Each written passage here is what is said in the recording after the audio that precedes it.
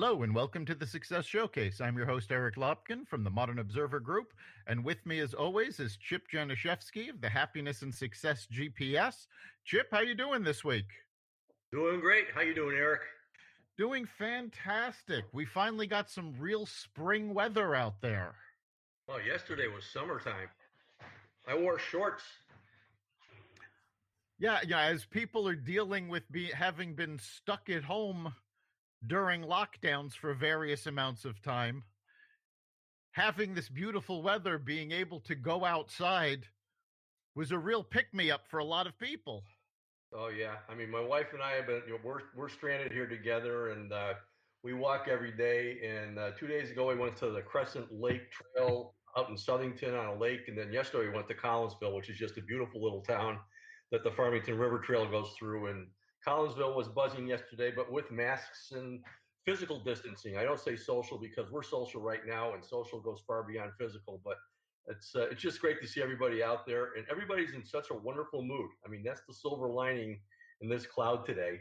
And but today, after being velcroed to my desk for the last 6 weeks, I'm looking to get a little bit more relaxed, and so I'm so glad we have Jen here.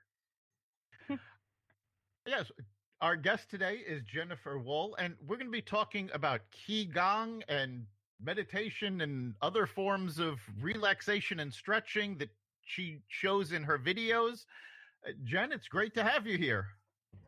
Thank you very much. It's great to be here. I appreciate the invite. So why don't we start off with, you're doing these videos on social media.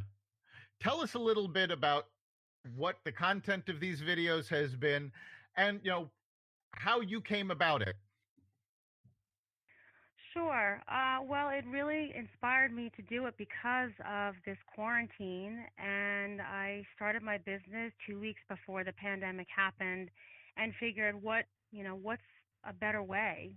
What's not a better way to promote healing benefits virtually on a global level?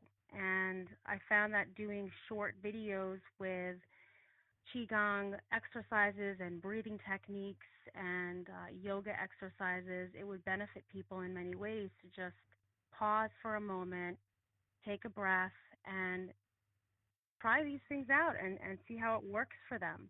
And they're simple exercises, simple breathing techniques, so they're not intimidating, and they're very beneficial for all age groups, which makes it nice.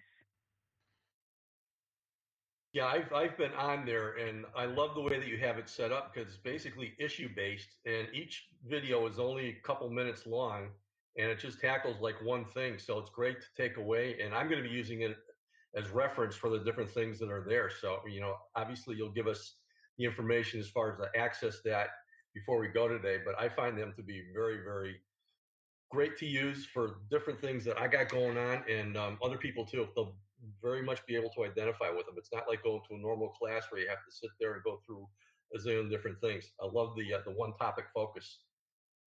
Thank you. Well, what inspired it was the 8 Brigade, and the 8 Brigade is 8 exercises from Qi Gong, and I figured instead of doing the whole series, which takes about 15 to 20 minutes, let me break each exercise down and explain the benefits of each one, so somebody can just stand up or sit down and just practice this one exercise multiple times a day or one time a day, like you, Chip, like you mentioned. So that's great to hear that it's benefiting you. So we've mentioned Qigong twice already. For those listeners who aren't familiar with it, can you tell them what Qigong is? Absolutely. Yeah, Qigong, which is pronounced Qi, like Chee Gong, and it's meditation with movement. So it's movements that are rhythmic, they're gentle, and they can be, like I said earlier, they can be performed standing or seated, and it's adaptable for all ages. And breathing is the most important element of Qigong, so long, gentle, deep breathing synced with each movement helps with reducing stress levels. And it's just a peaceful approach to increase your energy, which is Qi, also known as life force. And a couple of the benefits, I know we're going to go over that, is just improving your balance and your flexibility. So it may not look like you're doing much, but you are. I mean, you're massaging your internal organs. And this exercise, Qi Gong, started in China, and it's been practiced for over 4,000 years. Now, Qigong, at least for a while, if I'm getting this right, was somewhat controversial. The Chinese government actually tried to ban it. Yes, and Mao Zedong was actually he was the government ruler during a time period of about 3 decades, and he rejected all the ties to traditional Chinese philosophies like Confucianism, Taoism, and Buddhism, and the government just promoted a socialist view for a long time. And then over time, he recognized that traditional Chinese medicine, he wanted to uncover it, and he did. And there was a few other people that came into it and found that it is beneficial, and you can heal yourself and cure yourself from various ailments with practice. There was just a lot of misunderstanding about it, and they turned it away for a long period of time. And over the past few decades, it's really been a big part of the Chinese culture, and it's come over to the Western culture in the early 80s, Western civilization. Great. All right, now, you mentioned that you started with breathing exercises. Can you give us an example of, what is a breathing exercise, and why should we be doing? I mean, all of us breathe every day, obviously, but there are specific benefits to doing exercises. Can you talk about that?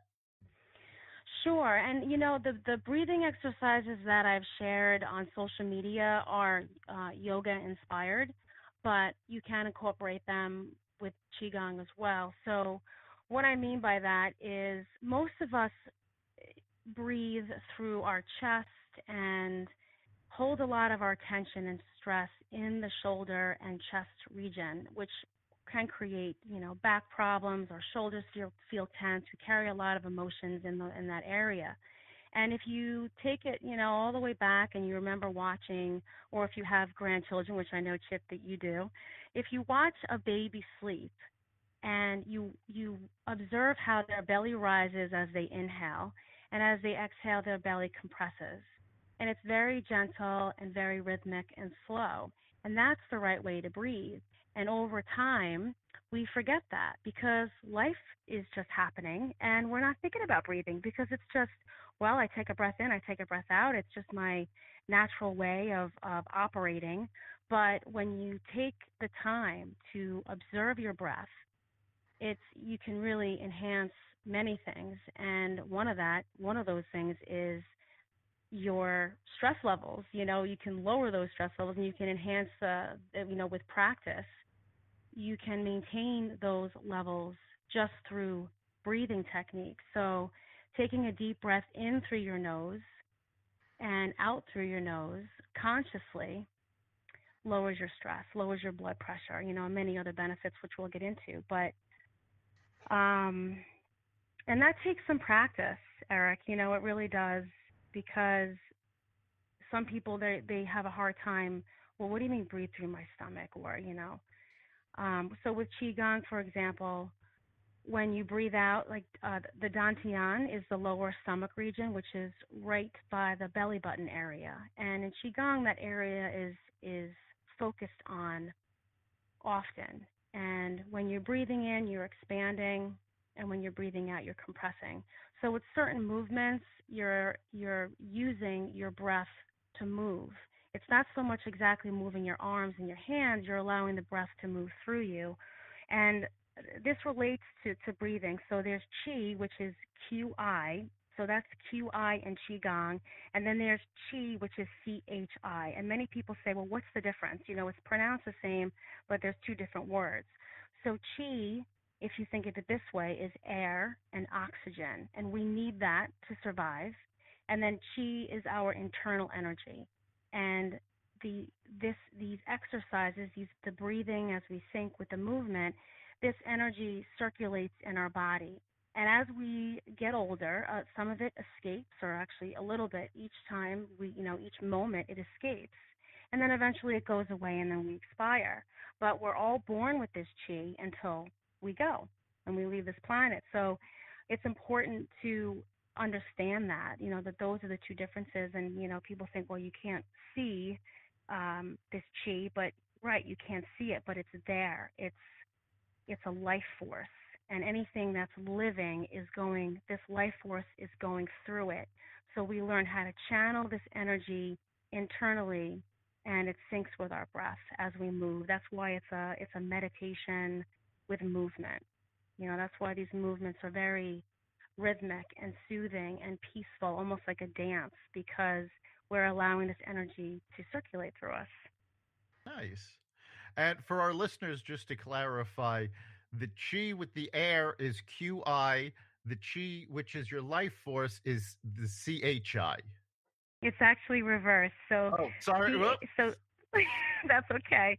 So CHI. This is why we clarify. That's okay. No, that's fine. So CHI is oxygen, and QI, which is, and it's easy to remember because Qi Gong is spelled QIGONG. So QI is what's, we circulate this internal energy in our body.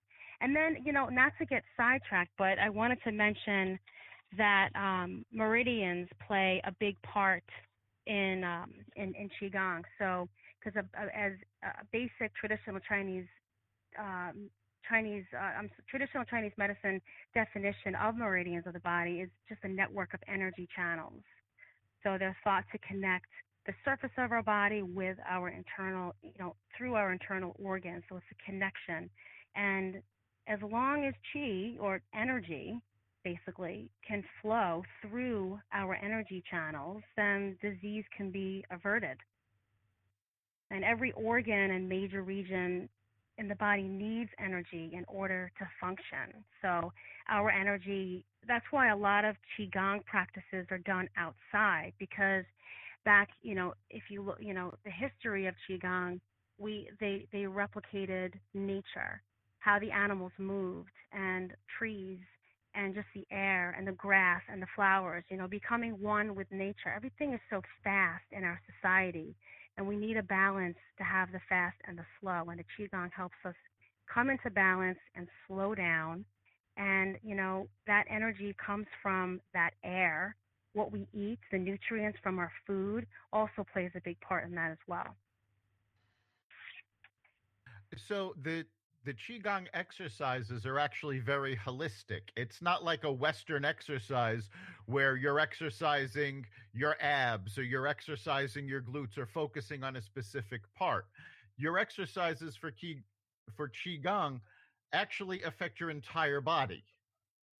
Yes, holistically, and believe it or not, it is a workout. Some of these Qigong exercises, and they're also coupled with Tai Chi as well. Some people incorporate Tai Chi and Qigong.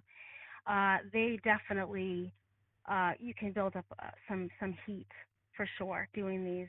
And also too, the Qi, it's interesting because it actually works on our skeletal system as well, and it penetrates to the marrow of our bones to be stored as a resource for healing and empowerment. It's quite amazing. Very cool. This is and the bottom line is meditation. I started doing that a few years ago. A lot of people were out there doing it. And meditation is as simple as just taking the pause between a reaction and a response, just taking that deep breath like you're talking about. And it's so important. And as you're saying, it does feed everything.